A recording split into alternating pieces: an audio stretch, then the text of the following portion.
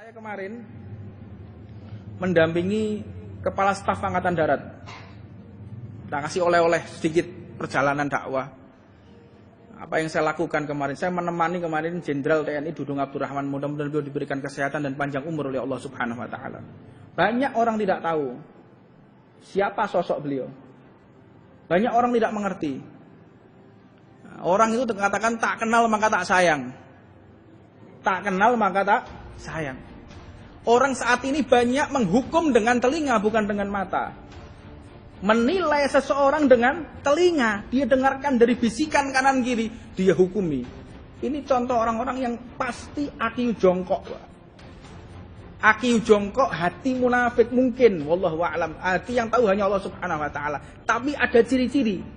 Allah memberikan ciri-ciri. Kalau dia janji nggak ditepati, kalau ngomong berbohong dan lain sebagainya dalam cirinya, Rasulullah SAW disebutkan dalam hadis beliau. Hadisnya Nabi Muhammad SAW menceritakan ciri orang munafik. Dan di antara juga begitu, selalu ingkar dalam janjinya, tidak menepati janjinya. Dan kemudian saya menemani beliau. Tentu yang paling sulit menemani beliau itu menjaga hati, Pak. Sulit, setengah mati sulitnya. Karena apa?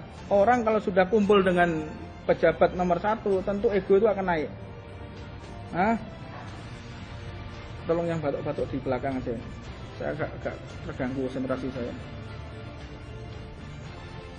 Tidak apa, karena memang sakit belakang aja. Siapa sosok beliau? Saya sampaikan ini agar Anda tidak curiga dengan Angkatan Darat. Agar Anda tidak curiga dengan TNI. Terutama saya berbicara Angkatan Darat di sini. Siapa Kepala Staf Angkatan Darat sekarang?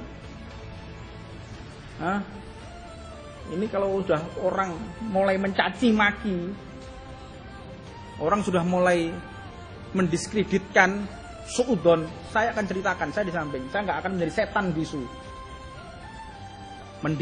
Mendiamkan, membiarkan kebaikan yang saya lihat, setan bisu itu namanya. Saya kenal beliau sekitar tahun 2018 pertama kali ketemu. Saat beliau bintang 1 non-job, tidak ada jabatan. Pada saat itu saya buka bersama, bertemu dengan beliau di Mabes TNI. Setelah itu kemudian ketemu lagi di Kodam Jaya, beliau sebagai Pangdam. Sering komunikasi kami, bagaimana komunikasi. Saya diberikan kesempatan untuk ngajar di pembinaan mental di Kodam Jaya. Saya khutbah Jumat, di situ ada pertanyaan fikih yang harus saya jawab dari para tentara. Bib, kami ini tentara. Bagaimana kalau saat kami ini tugas pakaian kotor, saya harus di hutan. Saya ngejar OPM, saya ngejar GAM, mau nggak mau, saya kencing di situ. Kadang saya nggak istinja, nggak ada air, jadi pakai daun. Sisa kotoran masih nempel di celana dalam saya. Selama berapa hari? 4 bulan sampai 5 bulan kadang-kadang. Perjuangan TNI untuk menjaga NKRI. Anda kadang nggak paham. Di balik amannya kota Tuban, di balik amannya Jawa Timur, di balik amannya Pulau Jawa, dan di balik amannya Indonesia, ada sosok manusia TNI Polri yang mempertaruhkan nyawanya untuk menjaga kita. Mereka punya anak loh, Pak. Mereka punya anak, punya istri. Mereka mempertaruhkan nyawanya dan siap anak istrinya menjadi janda, anaknya menjadi yatim kalau kenapa-kenapa. Dan tidak sedikit jumlahnya. Makanya kadang-kadang kita harus paham betul. Cintai TNI Polri, doakan di dalam tengah-tengah tahajud kita. Di dalam sholat kita doakan mereka. Nah kemudian saya akan menceritakan agar tidak gagal paham. Di antaranya, beliau ini sering memberikan kesempatan kepada saya untuk ceramah khutbah di satuan manapun. Itu kayaknya kurang bertakwa kepada Allah. Ke sana ya, ke sini ya. Nggak ada masalah politis, Pak.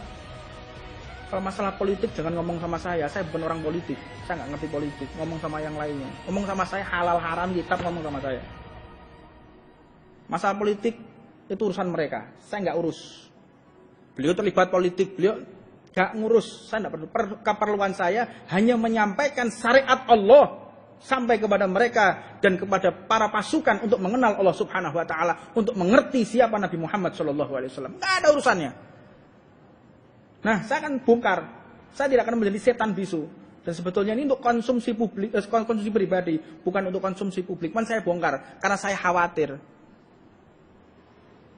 banyaknya cercaan. Saya mau tanya, apa ada di antara kita yang sudah mengislamkan 100 orang di sini? Saya mau tanya. Termasuk saya pun belum. Saya berangkat dari Jakarta menuju ke Jayapura. Setelah dari Jayapura saya ke Manokwari. Dari Manokwari saya ke Kodam Hasanuddin, kemudian ke Kodam Merdeka. Saya masuk ke Palu, Bandara Sis Al Jufri, kemudian masuk lagi di medan operasi Poso. Saya naik helikopter lagi menuju ke Poso. Banyak hal. Singkat cerita, itu perjalanan saya kemarin. Makanya di dalam majelis saya sampai terlambat karena begitu padatnya jadwal. Saya akan cerita. Beliau di sela-sela kunjungannya ada orang-orang Timor yang sudah memerdekakan diri. Papua Nugini merdeka sudah. Beliau pernah tugas di Timor. Datang perwakilan 5 orang. Mohon izin Bapak Kasat, saya anak-anaknya Bapak Kasat. Kaget saya, ini orang Timor. Orang mana sampean? Ini saksi hidup, mata kepala saya yang melihat. Bagaimana kondisi Anda? Alhamdulillah Bapak. Ini saya lihat ini orang-orang non muslim semua. Orang non muslim ini. Belum rapat. Lihat tanya. Anda siapa Pak? Saya anak-anaknya Pak Dudung. Loh kok bisa? Iya, kami ini satu kampung 150 orang diislamkan sama beliau.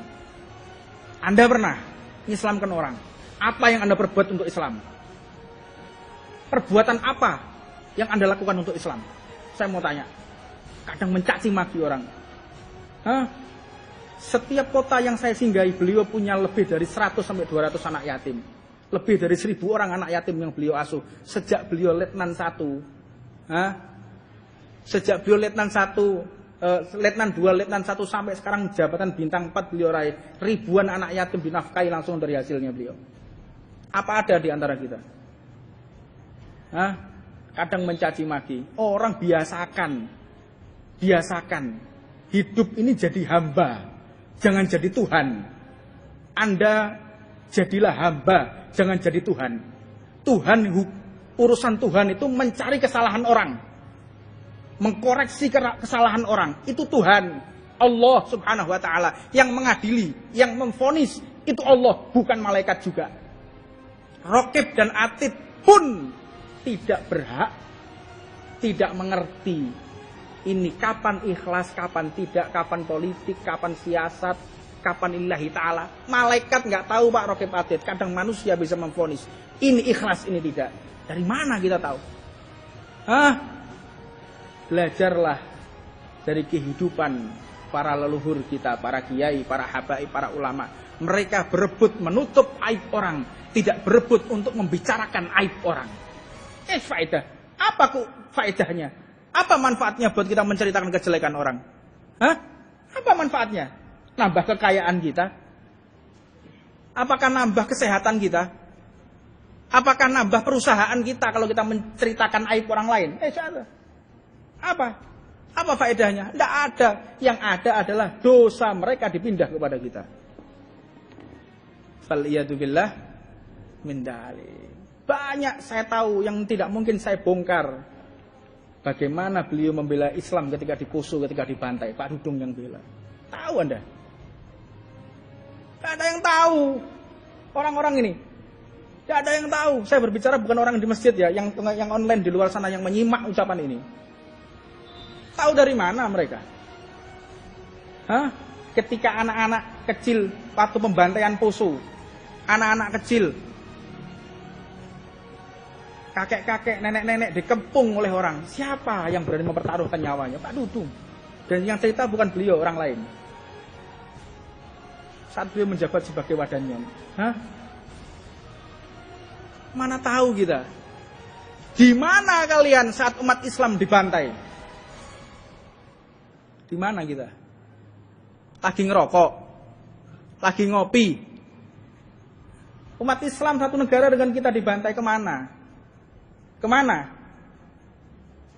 Lagi kerja. Di saat anak-anak kecil dibantai di sana. Di mana? Yang hadir Pak Dudung di situ. Kemana kalian? Na'udzubillah min dzalik. Makanya orang itu belajarlah melihat kebaikan orang lain, ceritakan kebaikan orang lain. Jangan menceritakan keburukan orang lain. Wallahu a'lam. Karena banyaknya ribuan WA yang masuk ke saya akan ceritakan. Karena saya mendampingi Kepala Staf Angkatan Darat Pak Dudung dan belum pernah Pak sejarahnya di dunia ini ya. Sejarah Indonesia belum pernah ada. Kasat kunjungan ngajak habaib belum pernah ada. Saya merasa terhormat dan saya merasa beliau cinta kepada para habaib. Ada, saya diminta duduk di atas, depannya jenderal semua Pak. Subhanallah, sampai di WA-nya beliau, wallpapernya itu foto saya sama beliau. Apakah tidak cinta Islam itu namanya? Apakah tidak cinta habaib itu namanya?